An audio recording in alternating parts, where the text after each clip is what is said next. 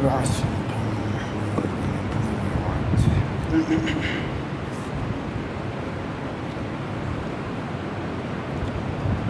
إن الحمد لله نحمده ونستعينه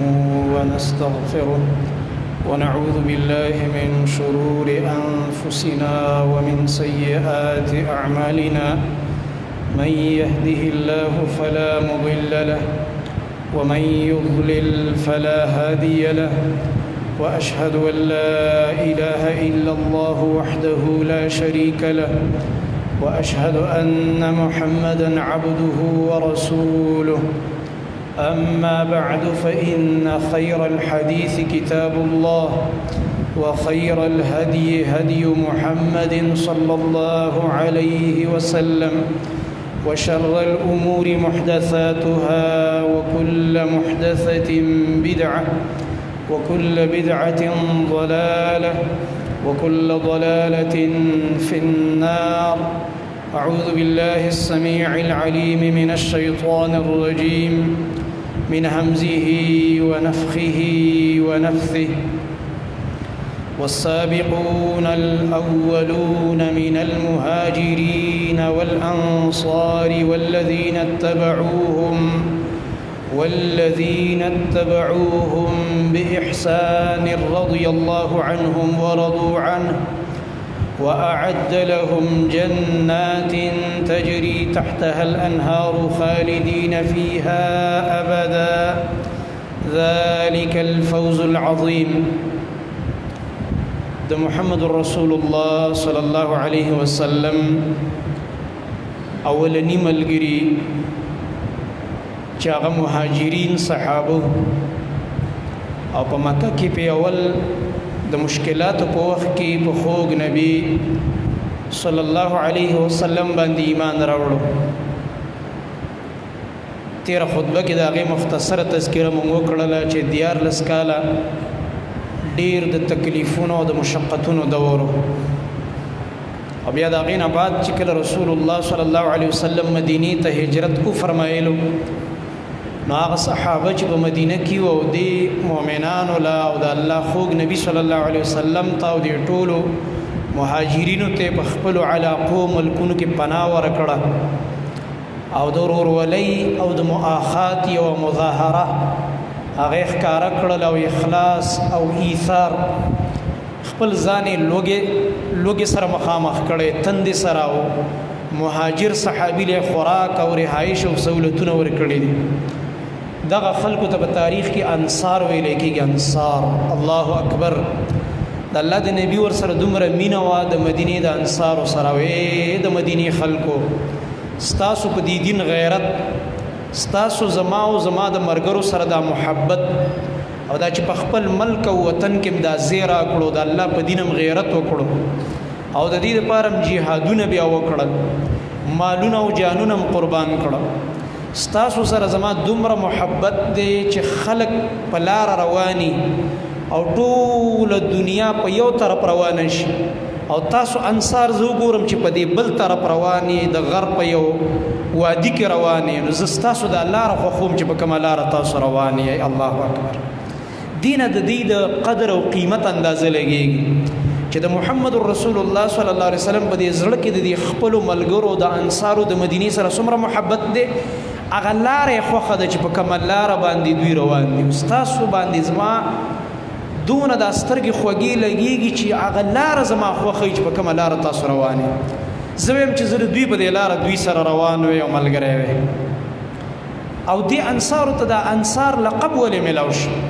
دا ولې دومره قیمتي شو؟ دا د چا د لاسه؟ د مهاجرینو د لاسه چې مهاجرین نه وي او د محمد رسول الله صلی الله علیه وسلم او د ابوبکر او عمر او عثمان او علی او دا ګڼ صحابه د دې هجرت نه وي نو دا د مدینه خلک به انصار شوي وي. دا چې انصار شو د دې مهاجرینو د لاسه انصار شو نو چې دا څوک د مهاجرینو د لاسه انصار شو دومره قیمتي دي نو د مهاجرینو به څومره قیمتي دا به څومره اوچت خلک. ځکه الله رب العالمین قرآن کریم کې اول د مهاجرینو صحابو تذکره کړی دی بیا ورپسې د انصار والله فرمایي والسابقون الاولون من المهاجرین والانصار هغه صحابه هغه د محمد رسول الله صلی الله علیه وسلم ملګری چې سبقت وړاندېوالی کړی د اسلام ته او ایمان راوړلو ته او دغه رنګه السابقون سبقت کړل اولون اول چې کوم دی په اول صف کې ولاړ دی او اول نه ایمان راوړی دی او د محمد رسول الله صلی الله علیه وسلم سره ملګرتیا کړی دا هغه سبقت والا او هغه اولنی خلق دي د امت نه چې ټول نه په نیکو کې په تقوا کې په ایمان کې په اخلاص کې او د دین په قربانو کې ټول امت نه بلکې د باقي ټول امتونو نه مخکې دي په مخ د ځمکه د یو نبی دپاره داسې صحابه نو کم صحابه چې زمون خوږ نبی محمد رسول الله صلی الله علیه وسلم ته الله ورکړ په مخ د ځمکه د دې امت نه غوره امت نشته او د دې امت د صحابو نه اوچت صحابه شته نشته دی دا هغه اوچت خلک دی چې رسول الله صلی الله علیه وسلم وفرمایل باقي امت ته یاد وساتئ ما او تا ته وایي د صحابو نه بعد د ټول امت ته چې قیامت پورې به راځي موږ ته د الله نبي وایي که تاسو راولګېږئ لو انفق احدکم مثل احد ذهبا دې ټکي ته وګوره ناشنا خبره که په تاسو کې یو تن راپاسېږي او دومره قرباني وکړي په دین باندې چې د احد د غر عمره سره زر د الله په لاره کې ولګوي د احد د غر عمره سره زر خو چا سره شته نشته په د الله نبي بالفرض تاسو سره دومره ډېر مالي چې د احد د غر عمره سره راشي یو کس سره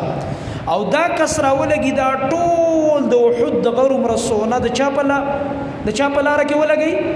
د الله په لاره کې د الله د رضا دپاره په اخلاص سره په تقوا سره ریام پکې نه خدا د صحابي هغه نفقې ته نه رسیږي چې هغه وربشي کجوري اوړه یا یو بل شی صرف یو مد یو صحابي خرج کړی یو مد پښتو کې د مونږ پاو وایو پاو بیا د الله نبی فرمایي نه بلکې د مد نه نیمه حصه منه نیم پاو الله اکبر یو صحابي چې نیم پاو وربشي د الله په لاره کې په هغه زمانه کې ورکړي دي نیم پاو کجوري ورکړي د الله په لاره کې او قرباني کړي ځکه زمانه د سوه د سختو د تکلیف د مشقتونو د محمد رسول الله صلی الله علیه وسلم سره ملګرتیا او ایمان پر راوړل څه ټوکې ټقالې نه وي د ټولې دنیا د کفارو دشمني په سره خستلو نو هغه زمانه کې چې د صحابو کوم تقوا ده کوم ایمان دی کوم اخلاص دی کوم للهیت دی کوم د الله خوف دی کوم جذبه ده په دین باندې د قربانۍ نو د هغې هغه نیم پاو وربشي او نیم پاو کجوري د هغې په نسبت که موږ د احد د غر عمره سره زر ولګو د هغې اجر ته نشو رسېدلی دا څوک وایي دا محمد رسول الله صلی الله علیه وسلم فرمایي یعنی دین ته لږ سوچ په دې حدیث کې وکړه او بیا د صحابه کرام رضی الله عنهم د مرتبې اندازه ولګوه چې دا کم خلک دی دا څومره اوچت انسانان دي په مخ د ځمکه نو الله رب العالمین دلته فرمایي دا انصار او دا مهاجرین چې زما د خوږ نبي ملګري دي او دا لاسکې والذین اتبعوهم باحسان او هغه خلک چې بیا به د دې صحابو تابعداري کوي په ښایسته طریقه باندې چې څوک د صحابو په منهج باندې روان دي صحابه کرامو منهج سو قرآن او سنت بله فرقه وه دا د تصوف سلسلې وي چې دا قادري دی دا چشتي دی دا سهر وردي دی دا وردي او بې وردي دی دا پکې وه دا خبرې خو نه وي کنه دا صحابه کرام رضی الله عنهم په سوچه منهج روانو سوچه منهج یو د الله کتاب او آسماني وحي جلی او بل د خوږ نبی محمد رسول الله صلی الله علیه وسلم احادیثو چې هغه شرح د دې قرآن اقوال او افعال د نبی علیه الصلاة والسلام دا شرح د دې قرآن نو دغې باندې صحابه روان څوک چې په دې منهج رواني په امت کې نورې فرقې نه عجیبه خبره دا د تاسو سوچ وکئ خلک وایي موږ د چا ومنو یو ملا یو څه وایي بل څه موږ اسانه خبره ده که ته د حق تلاش کوونکی خبره ډېره اسانه ده د الله نه توفیق دعا وغواړه چې الله په حق مې پویه کړه او بیا پې د عمل توفیق راکړه او بیا راولګه د دې ټولو فرقو په دعوت کې سوچ وکړه هره فرقه رالګېږي د د خپل یو کلی د خپل یو مدرسې د خپل یو فکر د خپل یو مشر دفاع کوي واحد یو ډله د په مخ د ځمکه او دا به قیامت پورې دا ډله موجودي د الله نبی فرمایي په هره زمانه کې به یو ډله چې هغه صرف او صرف د قرآن او حدیث په دفاع کې ولاړه ده د څه په دفاع کې ولاړه ده اوله خبره هم د قرآن او حدیث یو چې تقریر او درس او بیان ختمیږي خبره ختمي په قرآن او حدیث د قرآن او حدیث دفاع کې ولاړه ده چې په خپل سوچ وکړه یو لګي د شخص دفاع کوي د خپل کلی دفاع کوي د خپل مدرسې صفاتونه کوي د خپل یو شخص صفت کوي د کم ځای نه چې د مسلک او مذهب شروع شوی د هغه ځای صفاتونه باندې نه مړیږي که اول نه شروع د قرآن او حدیث نه په خوله وم کی او نبی علیه السلام نزار شم او قربان شم او دا او دا او دا اخره کې سوی ګوره خیال کوي د خپل مشرانو ګوره لاره پرې نه دی د پلانی خان صاحب لاره پرې نه دی نو پته ولګي دا کنه چې خبر اوله کې یو شانته او اخره کې روخي بل شان ته اختیار ک نتیجه بل شان راوته دا واحد الحمدلله اهل حدیث دی چې خبره به شروع کیږي د قرآن او حدیث د دفاع نه ختمیږي هم د قرآن او حدیث په دفاع باندې د الله په فضل صفا منهج دقه منهج د صحابه دا یو ساده او سمپل خبره ده دا سره فلسفه نه ده چې سړی په عقل کار نه کوي نه پوهیږي خو چې الله رب العالمین چاته هدایت لیکلی دا الله نبی فرمایي والذین اتبعوهم باحسان او هغه کسان چې د دې صحابه او مهاجرین او انصارو په لار روان دي په ښایسته طریقه باندې او په ښکلې طریقه د دې تابعداري کوي په دغه صفا منهج روان دي نو الله تعالی د دې باره کې سوی فرمایي ګارنټي ولا ورکوي رضی الله عنهم ورضوا عنه الله تعالی د دوی نه راضي او دوی د الله تعالی نه راضي دي دا هغه مزیدار خلق دي او بیا الله رب العالمین فرمایي واعد لهم جنات تجري تحتها الانهار خالدين فيها ابدا او الله رب العالمین د دې لپاره جنتونه تیار کړی دي چې د هغې د ونو د بنګلو د لاندې نهرونه روان دي مزیدار او همیشه به په هغې کې د هغه ژوند خاتمه نشته دی هغه زندگی د آخرت هغه نه ختمیږي همیشه ژوند دی همیشه دا مزیدی ذلک الفوز العظیم دا کامیابی د ډیره لویه الله رب العالمین دی مونږ تاسو ته نصیب کړي چې مونږ تاسو هم د صحابه کرام رضی الله عنهم په منهج باندې روان شو تیره جمعه مونږ خبره کوله د دې میاشتې په بعضې اهم واقعاتو باندې نو په دې کې یوه اهمه واقعه چې په دې میاشت کې راغلې ده په سن 35 هجري کې د محمد رسول الله صلی الله علیه وسلم د هجرت 15 کال دی نبی کریم صلی الله علیه وسلم دنیا نه وفات شوی دی او د وفات نه بعد اول ابو بکر صدیق رضی الله عنه خلیفہ شو د مسلمانانو د دې امت خلیفہ شو په اتفاق د ټولو صحابه کرام رضی الله عنهم چې کله ابو بکر صدیق رضی الله تعالی عنه وفات کېده په مرض الوفات کې د تکلیف په وخت کې وصیت او فرمایلو زمانه بعد با عمر بن الخطاب رضی الله تعالی عنه دا با زمانه بعد د مسلمانانو خلیفہ عمر فاروق رضی الله تعالی عنه کم و بیش لس کالا سوکړه حکومت او کو دور خلافت دا غده ناشنا دور خلافت دی تیر جمعه کې ما ته اشاره صرف کړې و نور دی باندې منګه مخکې مستقل خطبه کړې د دې خلفای راشدین رضی الله عنهم په تاریخ باندې دا غینه بعد چې کله عمر فاروق رضی الله عنه شهید شو د دې میاشتې په آخري ورځو کې هغه ولګېده په خنجر باندې په عانه باندې په دې سپغوس کې ورلا بولولو فیروز مجوسی ظالم هغه په گزارو کړو چې دا مجوسی او کافر په مدینه کې غلام د یو صحابي د مغیره ابن شعبه رضی الله عنه او بیا په یکم محرم باندې هغه ساور کړو شهادت مرتبه ته ورسېد په دغه مرض الوفات کې هغه د شپږ کسانو کمیټي تیار کړ عمر فاروق رضی الله عنه او وی فرمایل چې دا صحابه هغه مشران او ډیر اوچتي مرتبه ولا صحابه دوی چې پچا متفق شو هغه امیر مقرر کو بس هغه امیر وي او خپل زوی عبد الله ابن عمر چې دا عالم مو دی ول نگران مقرر کړ خو د زوی بارکه وصیت فرمایلو زما زوی به نه مشرک وای د زوی په بارکه د مشرۍ وصیت ونه کړ زما زوی ته بالکل مشرۍ نه ملاويږي صرف دا بس تاسو یو تعاون کوي نگران به د سره بس د کمیټه او بیا هغه ټول په اتفاق باندې څوک امیر کړو عثمان ذو النورین رضی الله تعالی عنه عثمان رضی الله عنه کم و بیش 12 کال حکومت کړی دی انتهایی حیاناک انسان او د نبی کریم صلی الله علیه وسلم په ژوند کې په زندګۍ کې مخکې نه عثمان رضی الله تعالی عنہ ته د شهادت زیری ورکړی شوی،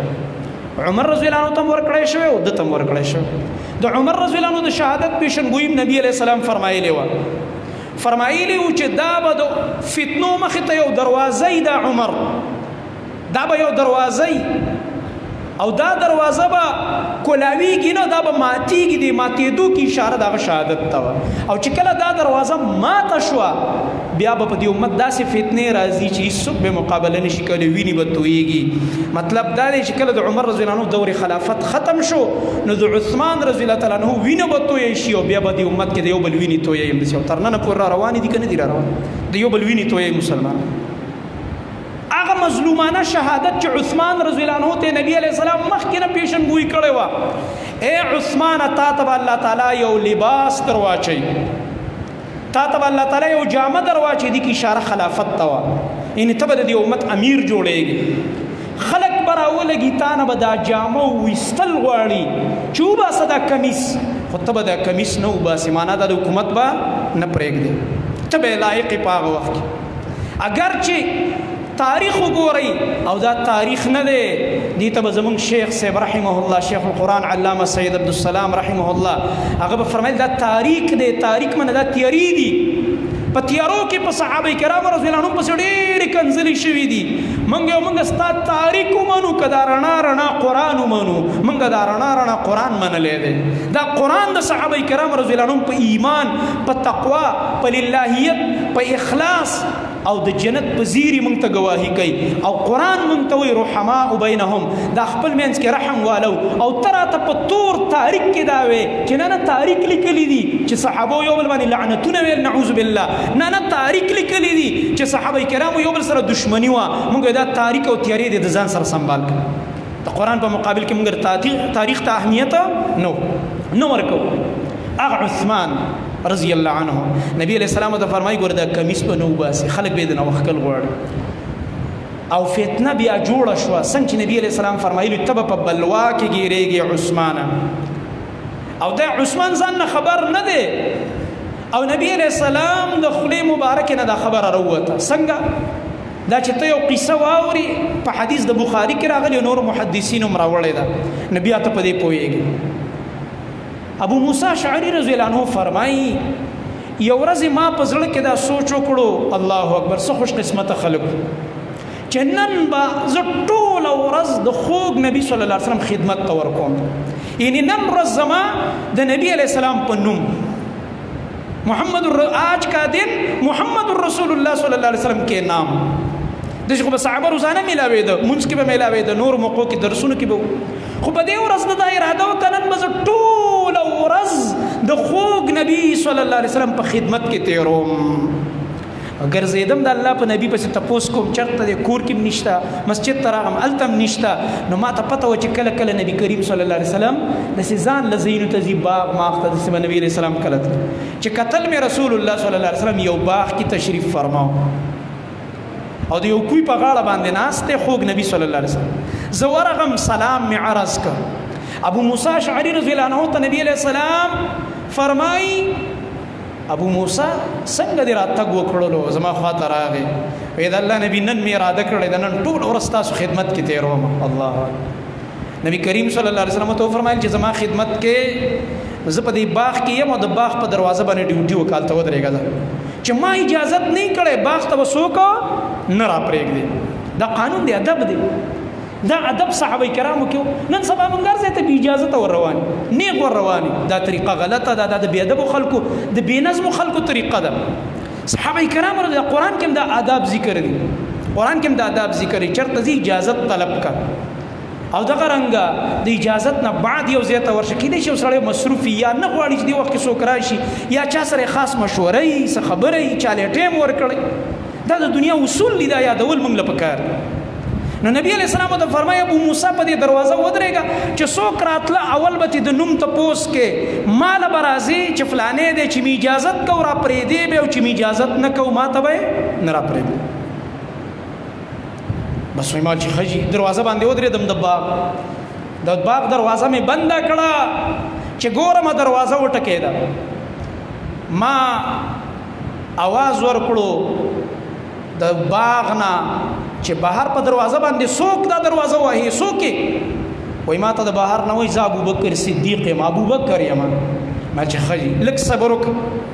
زه د نبی علیه الصلاۃ والسلام نه تپوس کو وای ز باغ تر نه وتل غواړم ما چې لک صبر وک ک نبی علیه السلام اجازه کوي خراشه کنينو مرز لاړم د رسول الله صلی الله علیه وسلم خواته تشریف می وړلو اے د الله خوږ نبی په دروازه باندې ابو بکر صدیق ولاړ دی ستاسو سخر اولنې ملګری د غار مرګری د سفر او حذر مرګری هغه ستاسو ته انتهایی ګران او محبوب ابو بکر راغلی دی په دروازه باندې ولاړ دی اجازه طلب کوي څه وکړم الله اکبر نبی کریم صلی الله علیه وسلم فرمایل اجازت ورته وکا خو چې څنګه د دروازه باندې را داخل شي د جنت زیره ورکه ورله سمدس الله اکبر عجیب خلک په مختلفو موقعو د جنت زیره اخست یو موقع پکې دا ده وای چې ما ورته دروازه کولا وکا وای ما ورته ویلي نبی علیہ الصلوۃ والسلام اجازت کوي درته او ورسره دا مو فرمایي چې جنت زیره ورله ورکه الله چې دنیا کې وسړي ته پته ورګي جنتی شو سبحان الله دین غټه خوش قسمتی شته قسم په الله کې انسان ټول عمر وګه او تګه او د غربت زندگی تیر کی او د دې جامو په ځای باندې ټاټ واچي شلیدلې والله العظیم چې دا غټ نعمت ده چې کله تا دا پته ولګي چې چرته زما پس تا مرګ نه به جنت ته خیر دې لوګه دې می تند دې می تکلیفونه دي غربت دې ورسه خو چې دا سړی ته پته ولګي چې به جنتی ابو بکر راغو نبی علیہ السلام کویتا په دې باغ کې دی کویته خپې مبارک زوړندې کړې دي او دا لګ مبارک لري خپو د کته کېدو د لاس لګ را پورته شوی دی او دا ګوړه مبارک ښکاری د زنګون او لک شاندارونه مسرخکاری لک معمولی غون سی به تکلف ناس بس ابو بکر صدیق رضی الله عنه راغو په دې کوی په غاړه وسراغل کې ناس نبی کریم صلی الله علیه وسلم خپل هيئت او حالت بدل نکړو هم قشان ناس لک ساعت بعد بیا لاړم خپل ډیوټي لا په دروازه ولاړم بیا د دروازې د ټکېدو आवाज می واورېدو ما ویل سوکي وای زه عمر یم عمر ابن الخطاب ابن الخطاب زوی عمر یم الله اکبر نبی ما لک صبر وکا نبی علیہ السلام نے اجازت غواړم نن دی باغ ته د اجازت نه بغیر داخله ممنوع ده صحابه په آداب کوي دا په خبرو باندې خپکې کی اجازه تو شي راځي به کني واپس کېږي بالکل صحیح ده ورشه تاسو کو د نبی علیہ السلام رسول الله صلی الله علیه وسلم ته مې د الله نبی بهر د باغ په دروازه عمر فاروق ولاړ دی اجازه طلب کوي دام د نبی علیہ الصلوۃ والسلام سخر دی او دام د رسول الله صلی الله علیه وسلم خوب ملګری وفادار خپل مال او جان قربانون کې د الله په نبی باندې غیرتی انسان دومره په دین غیرت کوونکی چې د الله نبی فرمایي عمره په کومه لاره چې ته روانې شیطان ته جرأت نه چې په هغه لاره باندې لاړ شي دومره ایمان دی قوي دی مضبوط دی نبی کریم صلی الله علیه وسلم بیا وفرمایل ورشه ابو موسی عمر ته اجازت وکړه چې را داخل شه ورسره وبشره بالجنه د جنت زیره ورسره ورکه فورا چې را داخل شي ورته وایي نبی علیہ السلام اجازه ته مو کو د جنت زیره مو اخله الله اکبر هغه راغو دغه د کوی په غاړه نبی علیہ الصلوۃ والسلام سره کېناست رسول الله صلی الله علیه وسلم مغشان به تکلف ناسته ده لک سات بعد چې ګورم بیا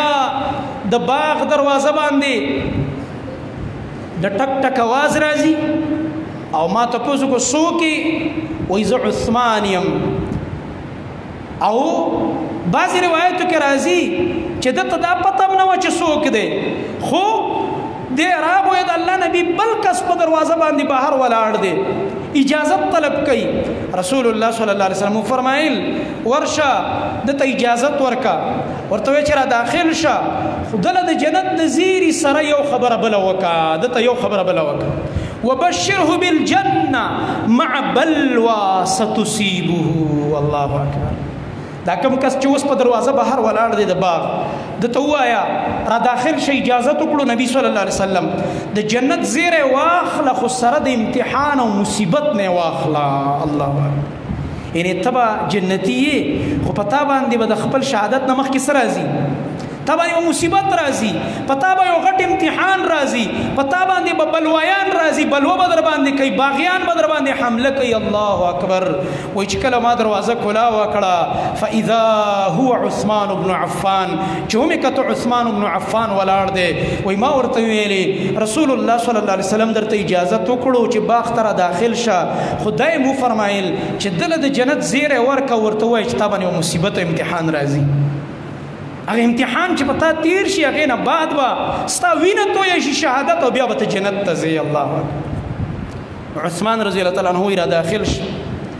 نبی کریم صلی الله علیه وسلم کوی په غاړه ناست دی. څنګه چې ابوبکر راغو، د ابوبکر مرتبه اوچته ده که نه، در صحابو کې پیله مرتبه د هغه ده. صدیق دا اول نمبر، صدیق دا اول نمبر، د صدیق اول نمبر دی په دې امت کې. ورپسې ابو عمر فاروق راغو، دویم نمبر په دې امت کې د هغه دی. بیا هم نبی علیہ السلام هغه خپل لنګ سم کړی نه و، مکه شانته ګوډۍ مښکاري، زنګونه او لږ ورسره د اورونه مښکاره شوی، بس خپې مبارک یې ښکته کړي کوي. خو چې څنګه الله اکبر عثمان رضی الله تعالی عنه یې ولید، نبی کریم صلی الله علیه وسلم زر زر خپل لنګ ښکته کړو او د پنډو طرف ته یې راښکته کړل، خپل زنګون او ګوډۍ پټه کړه. الله اکبر. دا ولی دا د عثمان رضی الله تعالی عنه نه د ډېرې حیا د وجه نه، د عثمان نه به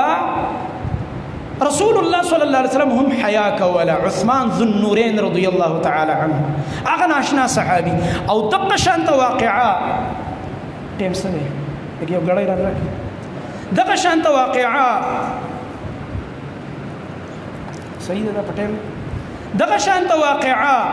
د عثمان رضی الله تعالی عنه سره د نبی کریم صلی الله علیه وسلم په کور کې هم راغلی و. نبی علیہ السلام کور کې تشریف فرما دی، بې تکلف ناست دی بیبیانو سره، او لنګ مبارک د دې پنډو نه راوچت شوی دی، او دا بره د زنګونې ورسره ښکاري لګیا دی، بې تکلف ناست. ابوبکر اجازت طلب کو راغو کېناسته، نبی علیہ السلام خپل هیئت نه بدلی. بیا ورپسې عمر فاروق رضی الله عنه راغو، اسخرانو دواړه، او عثمان زوم دی، علي زوم دی رضی الله تعالی عنه. خوږې خوږې رشتې دي، دومره ورته ګران دي، هم دینی لحاظ سره الله ته نږدې دي، هم پیغمبر ته نږدې دي، په دین کې هم په ایمان کې هم او په رشته کې. او چې څنګه عثمان راغو کور ته تشریف راوړ، رسول الله صلی الله علیه وسلم چې واورېد چې عثمان دی زر زر یې لنګ راښکته کو، دا خپل دا زنګونه او دا ګوډۍ پټې کړلې، دا لنګ یې راښکته کړو، ځان یې برابر کړو. وروستو ته بیا بیبي تپوس کوي، عائشہ رضی الله تعالی عنها عرض کوي، اے د الله خوږ نبی، زما پلار راغو، ابوبکر راغو، بیا هم تاسو خپل هیئت بدل نکو، اینا بعد عمر فاروق راغو، بیا هم تاسو خپل هیئت بدل نکړلو، بې تکلف ناستوئ. خو چې څنګه واورېده چې عثمان راغو، زر زر هم د خپل ځان بدل کړو، داسې لږ دا کپړه وپړه دې په ځان باندې برابره کړله. رسول الله صلی الله علیه وسلم ته وفرمایل، وایي دا عثمان هغه انسان دی چې دنه ملائک حیا کوي. الله دنه ملائک حیا کوي چې زه دې وینم، زه د دنه حیا کوم. الله دا الله تعالی بعض انسان له یو فضیلت ورکړی دی، ته فضیلت جزئی وایي، په یو جز کې او په یو خبره کې په نور امت باندې صحیح اوچتي. اوس دکې دا کم صفت چې په دې باقي ټول امت کې دا صفت په دومره اندازه نه لکه په دکې چې صبرناک، حیاناک، ښکلی انسان، یختی ګونګوتي، اوږده یخته، د ده باره کې راځي د غوږونو د نرمۍ نه ښکته به پراته و، زلفې به د ده پرتې وي، ګیرې له به یې زیړ رنګ ورکړی و، پوز یې نری لوړه او قد یې نه ډېر لوړ نه ټیټ، برابر درمیانه ښکلی انسان، مزیدار. د عثمان بن عفان رضی الله عنه ډېر انتهایي حیاناک، چې په لاره بتلو ښکته به یې کتل خپلې مخې ته، او انتهایي حیاناک انسان. ملائکم تی حیا کوله. رسول الله صلی الله علیه وسلم فرمایل، زه د دنه ځکه حیا کوم چې د دنه ملائک حیا کوي، ماله د دنه حیا راځي. او د ده لقب چې دا ذو النورین ورته وایي، دا ورته ولې وایي؟ ذو النورین معنی دوه رڼاګانو والا، ځکه چې په ده باندې د رسول الله صلی الله علیه وسلم دوه لوڼه واده دي. یو لور یې ورکړه نبی علیه السلام رقیه رضی الله عنها، هغه یې په نکاح کې وا تر دې پورې چې د بدر د جنګ مقرره، د بدر د جنګ په موقع باندې رقیه رضی الله عنها بیماره شو، تکلیف کې شو، چې صحابه د بدر جهاد ته روانېږي. عثمان وایي زمزم، نبی علیه السلام فرمایي نه ته به نه ځې عثمان، ته زما د لور خیال وساته، د خپل کور والا خیال دې وساته. سخته ده، په تکلیف کې ده، ته به د جهاد په میدان کې کور سره به زړه خوري، لہذا تا ته عذر دی ته پاتې شه. د نبی علیه السلام په اجازت باندې عثمان پاتې شو په کور کې. رسول الله صلی الله علیه وسلم چې را واپس کېدو لوري وفات شو، رقیه رضی الله تعالی عنها وفات شو. الله عثمان رضی الله عنه ډیر سخت غمجنو، دومره غمجنو د چا په نکاح کې چې د پیغمبر لوري ته څه سوچ کې د نبی د لور څنګه تربیت شوی او هغه اخلاق به څنګه ابا د خاون حقوق په کومه طریقه ادا کوي ته خپل سوچو. دومره غمجنو چې وای د دبل واده ته هیڅ مزاج او سوچ نه جوړېده. چا به ورته د واده خبره کوله د باندې بخنه لګېده، یاره وای زړه مې خپه دی، زړه مې غمجن دی. د رقیه رضی الله عنها هغه مینه، محبت، خلوص، اخلاق د هغې چې ما سره کوم ژوند تېر شو هغه زما د زړه نه وځي، موډ مې نشته. په دې وخت کې دوه واقعات راغل چې د کور والا وفات شو، د نبی علیه الصلاة والسلام یو د نبی علیه السلام د لور وفات شو او د عثمان کور والا یو واقع دا راغله. په دې پسې سم د وروستو بله واقع راغله چې د عمر فاروق رضی الله عنه لور حفصه رضی الله عنها کونډه شوه. حفصه رضی الله تعالی عنها کونډه شوه، خاوند یې وفات شو.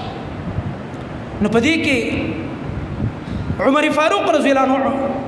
اول په ابوبکر پسې جواب ولېږلو. ګوره ابوبکر ګوره د چا نه مشر دی؟ د عمر فاروق نه مشر دی، خو لور یې کونډه شوله. زموږ په شان تکلفات هغه زمانه کې نه او د عمر نه مشر دی ابوبکر، هغه پسې جواب لګي که زما لور په نکاح لې سره دې چې هغه مخکې نه ودونه هم شته. دا زموږ پښتنو کې دا جهالتونه روان دي او موږ کم د دې جهالتونو نه رسیخه ورځ ولیدله. د هغې څلور ښځې یو کورونه سم روانو، زموږ یوې پوزې ته ترې راغلی سړی، ولې چې دین نه پیژنو، حقوق نه پیژنو. نو ابوبکر صدیق ویلې چې یاره ابوبکر صدیق نه مخکې وایي دې عثمان پسې جواب ولېږلو. عبدالله ابن عمر ته لاړ شه او د عثمان ته وایي چې ستا خاصم کور والا وفات شو، د نبي علیه السلام لور دی په نکاح کې و ضرورت دی تیار، نو که دا زما لور په نکاح باندې اخلي حفصه د عدت نه بعد به تا ته په نکاح کوي. عثمان رضی الله عنه زما اراده نشته، بالکل ګوره موډ نه جوړېده، دومره هغه فکرمند او غمجن. نو چې کله هغه انکار وکړو ابوبکر صدیق پسې جواب ولېږلو که ته یې اخلي. ابوبکر صدیق رضی الله عنه داسې خاموشي وکړه چې نه ها وکړه او نه وکړه. نو په دې خبره باندې عمر فاروق رضی الله عنه په زړه کې څه شو؟ ګیلمن شو. د مرګري نه سړي کله کله ګیلم پیدا کېږي که نه، خواږه مرګري خو ګیله پیدا دا څنګه چل دی؟ ما پې دومره پیرزونه وکړه، زما نه مشر دی او زه ورته یم زما لور په نکاح واخله. نو یا خو وایي چې اخلم یا وایي چې نه اخلم. ته بالکل خاموشي وکړله، دا زما دا دومره پیرزونه او دا ستا دا رد عمل عجیبه کار دی. ابوبکر صدیق رضی الله عنه ته اندازه و، هغه ځان خاموش کړی. هوښیار خلکو دا صحابه، الله اکبر. په دې کې نبی کریم صلی الله علیه وسلم خبر شو. رسول الله صلی الله علیه وسلم عمر ته وایي عمره خوښه دې نه ده؟ ته لور دې کونډه شوې ده که نه حفصه، او تا هغه چاله ورکول غواړي؟ عثمان ته. زه به عثمان ته ستا د لور نه غوره زنانه په نکاح کې ورکمه، هغه د پیغمبر لور د خپله لور وله ورکوم. ګوره دویمه لور اوس نبي علیه السلام ورکوي. او ستا د لور دپاره به د عثمان نه ښه سړی پیدا شي چې زه یم د الله پیغمبر. الله اکبر. عمر رضی الله عنه خو خلک وایي د خوشحالۍ نه په جامو کې نه ځایده چې دا خو ما عثمان ته ویلې او دا مې ابوبکر ته درخواست وکړي زما لور په نکاح واخله او محمد رسول الله صلی الله علیه وسلم زما لور په نکاح اخله. د دې نه بله غټه د خوشحالۍ کومه خبره ده؟ عمر رضی الله عنه انتهایی خوشحاله شه. دې نه بعد ورته بیا ابوبکر راغو، وایي مرګري وروره ته به ګوره خفه یې، ما پسې د جواب راولېږلو چې زما لور په نکاح واخله، خو ما نه ها وکړه نه ځکه زما او د نبي علیه السلام منځ کې یو راز و. الله اکبر. دې ته وګوره دا سړي دي، دا سړي دي، دې ته سړي وایي. د ښځو خوی به ځان کې نه پیدا کړي چې ملګری تا ته ځان له مشوره وکړي، خبره وکړي، ته بیا ډول راوالي ټوله دنیا خبره کړي. راز ساتل، وفادار ملګری. وی اصل کې دا وه ابوبکر رضی الله عنه عذر پیش کوي چې د دې عمر د زړه نه څه ختم شي، زما باره کې خفګان او ګیله ختمه شي. وایي تا ما ته جواب راولېږلو، الله دې له اجر درکړي، خو ما سره رسول الله صلی الله علیه وسلم مشوره کړې وه پټه چې زما اراده دا ده چې د عمر رضی الله عنه د دې لور د حفصې رضی الله عنها د عدت ختم شي، نو دا به زه په نکاح باندې اخلم. نو ما چې تا کله ما ته جواب راولېږلو نو ما سره خو د نبي علیه السلام راز واخو مې تا ته نشو ښکاره کولی. ګوره عمر رضی الله عنه ته یې نه ښکاره کوي دا اصول دي چې چا ته سره ځان له مشوره وکړه او بل چا ته نه وي. زمونږ خلک څه یاره تا ته به خبره وکړم خو ګوره تی چا ته ونه وایې نو چې ستا خېټه کې نه راځي د هغه خېټه کې به څه راشي. ستا په خپله خېټه باندې درد راغی راځی دې نه کړه هضم دې نه کړه هغه ته څنګه پابندي په هغه باندې څنګه پابندي لګي. نو وایي برد رسول الله صلی الله علیه وسلم ما سره دا رازو زما خیال دا و که نبی علیه السلام یې په نکاح واخلي خو بس ټیک زما د هغه رازو بس خبره پوره شي خبره به ښکاره شي. بیا مې دا نه ځکه درته نه ویله چې نه اخلم ستا لور په نکاح ما څه پته لګي نن د نبي علیه السلام اراده شته سبا وایي چې یاره بس په نکاح یې نه اخلم انکار وکړي نو که انکار یې وکړو د هغې نه بعد بیا زه په نکاح واخلم بیا به مې ورته ها کړی او دا اصول هم دي چې په یو ځای کې چا جرګه کړي او تا ته پته چې زموږ نه مخکې په جینۍ باندې جرګه ورغلې ده او چا یې تپوس کړی دی تر هغه پورې به ته تپوس نه کوې چې څو پورې خلکو ته انکار نه کړی. او په بیه کې هم دا طریقه ده یو سړی په مارکیټ کې ولاړ دی یو څیز اخلي لګیا دی بیه د هغه سره روانه ده تا دپاره او ما دپاره دا ناروا ده. نبي علیه السلام فرمایي یو مسلمان له دا جایز نه دي چې د بل مسلمان د بیعې د پاسه بیعه وکړي. زموږ خلک څه وایي وربشي به دې غوږ کې به ته وایي څومره دې ورته ویلې په څو یې وایي دا دومره خاین انساني په بل مسلمان باندې دا ښه نه پیرزو کېږي نو وربشي مالک ته په غوږ کې څه وکړي 1,000 روپۍ به ورته زیات وایي زه به یو 1,000 زیاتې درکړم مال یې راکړه دې دپاره چې د بل مسلمان دا سودا څه شي خرابه شي. دا خیانت دی دا دوکه ده. نبی علیه السلام دې نه منع فرمایلې ده او موږ مسلمانان د دې خیال نه ساتو څو پورې چې هغه ته جواب دکاندار نه دی ورکړی یا یو سړی د ځمکه اخلي ګاډې اخلي بل څیز اخلي څاروی اخلي دا نږدې قربانۍ ورځې تېرې شو چې ګاډ کې جدا شوی نه دی هغه ته انکار نه دی کړی او خبره د هغوی روانه ده ته به منځ کې نه وردانګې چې جوړه شو به جوړه شو مسلمان دی بس د هغه نصیب وویوړل خو چې کله هغه ته انکار وشو بیا به ما ورته ورځو دا ترتیب. نو ځکه ابوبکر صدیق رضی الله عنه ها یې نه کوله که نبي علیه السلام انکار وکړو بیا به زه ها به بیا زه وکړم که نه ښه خبره ده چې عمر رضی الله عنه لور زما په نکاح کې نو په دې باندې عمر رضی الله تعالی عنہ دا غنم خوشاله شه. دلته وګوره د رسول الله صلی الله علیه وسلم مخکنی لور چې وفات شو رقیه رضی الله عنها رسول الله صلی الله علیه وسلم راولګي د عثمان له کوم لور په نکاح کې ورکړه دینه بعد ها ام کلثوم رضی الله عنها ام کلثوم د نبی علیہ الصلوۃ والسلام بل لور ده دا ورته په نکاح باندې ورکړه او د سلفنا دا قول نقل له په حسن سند باندې مختلفو سلفنا چې واحد په ټوله دنیا انساني تاریخ کې خبره کوم نه زموږ د امت تاریخ انساني تاریخ کې دا مثال نه ملاویږي چې د یو نبی دوه لونه دي په یو کس باندې واده سیوا د چانه نه لک پزوري وای سیوا د چانه عثمان رضی الله دا صحابه دي قسم په الله د دوی نوم په محبت خستل د ایمان دی. صحابه کرام رضی الله عنهم د چا چې په نبی علیہ الصلوۃ والسلام باندې سترګې لګېدلې په رسول الله صلی الله علیه وسلم باندې ایمان راوړی دی او د رسول الله صلی الله علیه وسلم د دین لپاره قربانیانې پیش کړې دا هغه خلک دي. عثمان رضی الله عنه په انساني تاریخ کې هغه انسان دی چې د بل پیغمبر هم نه د آخري نبی محمد رسول الله صلی الله علیه وسلم دولونه په نکاح اخیست یو وفات شو بلې ورکړه او یو روایت کې راځي نبی علیہ السلام چې کله د دویمه لوري وفات شو ام کلثوم رضی الله عنها نو د الله نبی بیا وروسته فرمایل کاش کې چې زما بل لور وي نو هغه به مې عثمان له ورکړی وی او که هغه وفات شوی بله مې ورکول او که هغه وفات شوی بله مې ورکول. دا دومره اوچت انسان دی دومره تی رسول الله صلی الله علیه وسلم راضي و خوشحاله او د ده په باره کې هم په تاریخ کې ډېر د تیارو نه ډکې خبرې د ظلم نه ډکې خبرې هغه نقل دي د صحابه کرام رضی الله عنهم د بدنامولو لپاره ډېر ناشنا په تاریخ کې عجیب سازشونه شوي دي نن سبا بعضې خلک هم دي ګمراه شوي دي تاریخونه را نقل کوي ځان دپاره بیا څه دلیل وایي دا خو زما خبره نه ده دا خو پلانی خان کړی دی الله دې په هغه هم شړق راوغورځوي ځان له آخرت برباد کړی او تام ځان برباد او تباه کړو بې ایمانه بې غیرته انسانه چې تم راولګي د هغه خبرې را نقل کړي. قرآن په خبره د اعتماد نشته دی رحماء بینهم د قرآن په خبره د اعتماد نشته اولئک هم الراشدون د قرآن په خبره دی اعتماد نشته اولئک هم المتقون د قرآن په خبره دی اعتماد نشته رضی الله عنهم ورضوا عنه ستا د قرآن په خبره باندې اعتماد نشته چې وایي دی جنتیان دي او ته لګې د تاریخ هغه ګندونه را نقل کې او کله دا وایي چې یاره فلانی صحابي به خپلو ملګرو ته ویل چې د منبر د پاسه فلانی صحابي باندې لعنت ووایه والعیاذ بالله مړه ورته دا خوله دې لکه وینځه بیا دا خبرې کوه د قرآن الفاظ یو سړی نشي ویلی د قرآن ناظره یو سړی سمه نشي ویلی مخې ته وله قرآن کېده دا نشي ویلی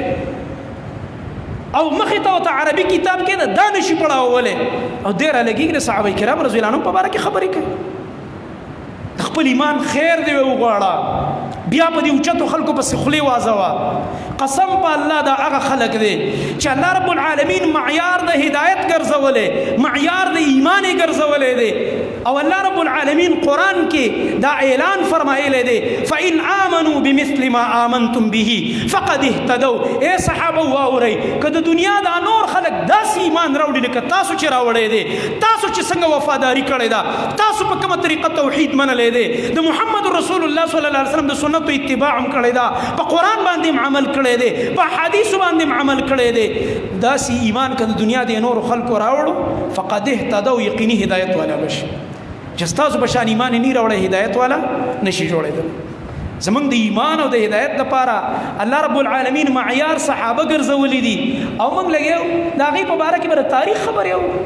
او بیا به ځان له دا دلیل وایو چې دا خو زه نه وایم دا خو فلاني ویلی دي نو فلاني چې کومه خبره کړې ده جرم یې کړی ته مو سره به دې جرم کې ملګری کېږي هغه خپل عاقبت برباد کړی دی تم خپل عاقبت بربادې غرض مې دا دی زما محترم ورونو دا هغه عثمان رضی الله تعالی عنه چې څنګه نبی علیه السلام فرمایلی و دته چې تا باندې به مصیبت راځي هغې نه بعد به جنت ته ځي عبدالله ابن سبا و په اصل کې څه چاته پته عبدالله ابن سبا څوک یهودي عبدالله ابن سبا څوک یهودي یهودیانو ته پته ولګېده چې ډایرک په ډایرک مخامخ په میدان کې مقابله د مسلمانانو سره څه ده ګرانه دا دین موږ داسې نه شو ختمولی نه شو خرابولی ته دې په دې صف کې به ورننوځو بیا به کې دننه کار وکړو نو بیا به موږ د دې دا دین ختم کړو سوچېده نو عبدالله ابن سبا و یهودي دا د روافظو کتابونو کې هم شته یوازې اهل سنت کتابونو کې نه د روافظو کتابونو کې چې دا یهودي و بیا اسلام ته راغو په ظاهره کې کلمه ویله او یو ناشنا بیانیه یې جوړه کړه ناشنا هغه ایجنډه یې پیش کړله چې په هغې کې دی چې اختلاف نه باید سړی یو متفقه خبره چې هغې نه یو متنازعه خبره جوړه کړي څه چلې وکړو یو ناشنا نارې ول یاره وایي زما په زړه کې د اهل بیتو محبت دی او د اهل بیتو حقوق ګټل پکار دي د اهل بیتو حقوق غصب کړي چې دا اولنې ګزارو په اسلام خطرناک دا ګزار اصل کې په چاو په صحابو ولې روافظ دا کار کوي په صحابو ګزار ولې کوي وجه دا ده د باقي امت او د نبی علیہ السلام په منځ کې په دې سند کې اول څوک راځي په نبی علیہ السلام پسې صحابي راځي دا دین نقل لري صحابو نبی رسول الله سلام چې کله د صحابي حیثیت داغدار شو د صحابي حیثیت دی خراب کړو نعوذ بالله او کله دی پاغه اٹیک وکړلو پاغه د امت اعتماد ختم شو نو ټول دین د میز نس شو لا ختم پروګرام دا وصل چې په دې طریقه به ابوبکر ټارګټ کو رضی الله عنه عمر فاروق رضی الله عنه عثمان رضی الله تعالی عنه باقی صحابه او د حب علی ناره اوچته او د علی رضی الله عنه بارک مبالغه په مختلفو علاقو کې د ګرځید خپل تحریک شروع کړ چې کوم نوی مسلمانان شوی کې خپل تحریک چلو چر علی بیت سره ډیر زیاتې کیږي او د دې حق دی چې دې ته امارت ملاو شي ولایت دې ملاو شي او دا دی او بیا په عثمان رضی الله عنه چې هغه زمانہ کې هغه امیر المؤمنین دی په هغه باندې اعتراضات او دې چې کوم دی عدل نه کوي دی انصاف نه کوي دی دا نه کوي دی دا بیت المال دا مال په صحیح طریقه نه تقسیمه یو دا چل کې خپلوان چې دی هغه ته ډېر عہدی ورکړي او دا ورکړي او دا عثمان چې خپل مالی په دین لګولې نه وي واځي لګول ټکه ماته مناسب نه ښکاري لوټل پیژنې دا مالی د شیندل یو خدای چې تر سه پیسې راواخلې ورې کې چاله دي ته ورکول یو شیندلی عثمان رضی الله عنه په دین مال شیندلی الله اکبر صرف لګولی نو داسې انسان حتی چې د دې ظالمانو تحریک بړاوېده سن 35 هجرۍ کې چې کله مسلمانان د حج په تیارو کې شو مسلمانان چرته لاړه حج ته لاړه مسلمانان دارالحکومت مدینه څه شوه دارالخلافه خالی شو اکثر مسلمانان چرته لاړه حج عثمان رضی الله تعالی عنہ په خپل کور کې پاتې په دغه کال باندې دا ظالمان په دقه وخت کې راغه او په مدینه باندې حمله وکړه او لښکر یې را روانې کړې وي په ظاهره کې را روانو په دې نوم چې مونږ ځو حج له مونږ ځو چرته ځکه چې څوک را باندې پوه نشي شوی دا ورکړه چرته ځای لکه حج له ځو غټه قافله را روانه ده اوس دا اصل کې دي باغیان دا دي اصل کې بلویان د حاکم وقت او د امیر المؤمنین خلاف را پاسېدلي دي او دا کار حرام بس په دې چل باندې چې په مدینه راتله ډایرکټ مخکې نه پټه مشوره وه په مدینه حمله وکړه مسجد نبوي ګیر کړو دننه ورننوته د عثمان رضی الله عنه کور نه محاصره وکړله د هغه کور نه یې ګر چاپېره کسان ودرول بلوایان ودرېده وسلې ورسره وې راویست ناربازي شروع شوله غوبل سټارټ شول صحابه کرام رضی الله عنهم چې په دې موقع کې کم پاتې وو یا چې کم وروستو بیا راغه بلکې بعضې خو را رسېدلي هم نه و د حج نه ځکه چې دی 18 ذوالحجه باندې وفات شوی او حج چې ختمېږي 12-13 ذوالحجه باندې ختمېږي نو اکثر صحابه چې د مدینې چې کوم اکثر خلکو نو بهر او چې کوم موجودو بار بار د پسې جواب راولېږه عثمان رضی الله عنه بس موږ ته اجازت وکړه چې توره راوچته کړو ځکه توره او اسلحه به بغیر د اولو الامر د اجازت نه څوک نشي راوچتولی دا ودار چې خپل کار نه زه به خپل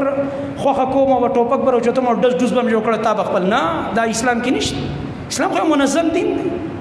امیر المؤمنین اډر نه دی کړی دغه اولو الامر دی بس اجازت نشته صحابه کرامو داسې افراتفری والا او منتشر ژوند نه منظم زندگی و منظم ډسپلن امیر وقت ته به یې کتل د هغه د اډر تابع خپل جذبات یې نه استعمالول بار بار درخواستونه راوځي موږ ته اجازت وکړئ یو اډر ستاسو راشي چې موږ د مدینې خلک راوچت شو د دې باغیانو خلاف کاروایي شروع عثمان رضی الله عنه فرمایل نه نه زه دا نه غواړم چې زما د لاسه د یو مسلمان وینه تویه شي الله اکبر دومره تقوا پکې ځکه دې خو کلمه خو یې ویلې ده مسلمانان دي خو چا غلط پویه کړي دي زما په باره کې بدزنه کړي بدګمانه کړي دي نو زه دا نشم کولی چې د دوی وینه تویه کړم دا اجازت زه نه کوم حتی چې هغه وخت راغو حدیث د بخاري کې راځي چې عثمان رضی الله عنه په کور کې دننه لوږې او تندې پې تېرېدلې الله اکبر اوبه پې بندې وې د کور ته به خوراک او اوبه هم نه تللې روجې فاقې او تلاوت د قرآن به یې کول منځونه به یې کول بار مسجد ته مانځل هم نه شو راوتلی د باغیانو امام به مخکې کېدو جمع به یې ورکوله او هغه عثمان رضی الله عنه څو ځل په دې دیوال باندې راوچت شو د خپل کور دې ته تقریر او نصیحت هم وکړو خو دوی نه پوهېدو چې ګورئ خلکو تاسو لږ د دې صحابانو او د ملګرو نه تپوس وکئ تاسو لږ تحقیق وکئ دا خو هغه مسجد دی چې په دې کې ما خپل مال لګولی دی او نبي علیه السلام پې ما ته د جنت زیری راکړی تاسو نن هغه مسجد ته ما نه پرېږدئ زه خو هغه عثمان یم تاسو ما باندې نن د هغه کوی اوبه بندې کړلې بیر روما چې نبي علیه السلام وفرمایل من حفر روما فله الجنه چا چې د روما دا کوی واخسته او دی د مسلمانانو دپاره وقف که ده دپاره جنت دی زه لاړم او رسول الله صلی الله علیه وسلم په دې حکم مې عمل وکړو دا کوی مې د یهودي نه واخسته او مسلمانانو ټولو انسانانو ته مې وقف کړی د دې اوبه نن تاسو ما ته هغه اوبه نه راکوئ تقریر او نصیحت یې ورته وکړه او زه هغه انسان یم چې جیش العسره چې د دې باره کې مشهوره دا د تبوک غزوه ده تبوک چې کوم لښکر و مسلمانان هغه ما تیار کړی نبی کریم صلی الله علیه وسلم اعلان کړی چې چا جیش العسره هغه تیار کړو د هغه دپاره جنت دی ما دغه مجاهدین له هغه اسباب او سامانونه او هغه خوراک او مواد دا ورله ما برابر کړي ما ته خو نبي علیه السلام بار بار د جنت زیری را کړی تاسو نن ولې زما دشمنان شوي هغوی یو خبر هم نه اورېدله حتی چې واقع اوږده ده او ټیم ختم شه همدغه ظالمان راولګېد عثمان رضی الله عنه باندې راوړېد او هغه قرآن تلاوت ته ناست و په 18 ذوالحجه باندې هغه شهید کړو او د هغه پاکه وینه د قرآن کریم په اوراقو باندې مخې ته پرېوته بیبي راغه نایله رضی الله عنها بارک راضی هغه دفاع کوله د عثمان رضی الله عنه دي ظالمانو ته د خپل لاس ور مخکې کړ چې مکه وي په د گزار دا خو د پیغمبر صحابي دی دا خو د نبی علیہ السلام ملګری دا خو جنتی نبی علیہ السلام دنه رضا او خوشاله دله دوه لونه ور کړی وي مکه وي دا ظلم دا هغه ګوتم پکې کټ شو لاندې پریواته په تور باندې ولګي او عثمان رضی الله عنه په 18 چې پرون نابل پرون ورځ 18 ذوالحجه باندې هغه د شهادت په مرتبه باندې ورسېد موږ تاسو له دا پکار دا چې خپل امت د خپل اسلاف د صحابه کرامو رضی الله عنهم شان مرتبه مقام پیژنو د دې تاریخ موږ پیژنو زما محترم ورونو دا موږ مطالعه کو او د دې پرانا کې موږ د خپل ژوند او د ژوندۍ هغه تعین کو او د خپل ژوندۍ په جوړ کو اقول قولي هذا واستغفر الله لي ولكم ولسائر المؤمنين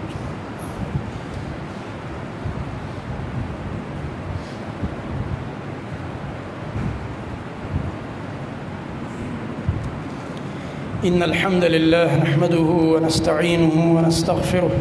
ونعوذ بالله من شرور أنفسنا ومن سيئات أعمالنا من يهده الله فلا مضل له ومن يضلل فلا هادي له وأشهد أن لا إله إلا الله وحده لا شريك له وأشهد أن محمدا عبده ورسوله صلى الله تعالى عليه وعلى آله وصحبه أجمعين أما بعد فأعوذ بالله السميع العليم من الشيطان الرجيم من همزه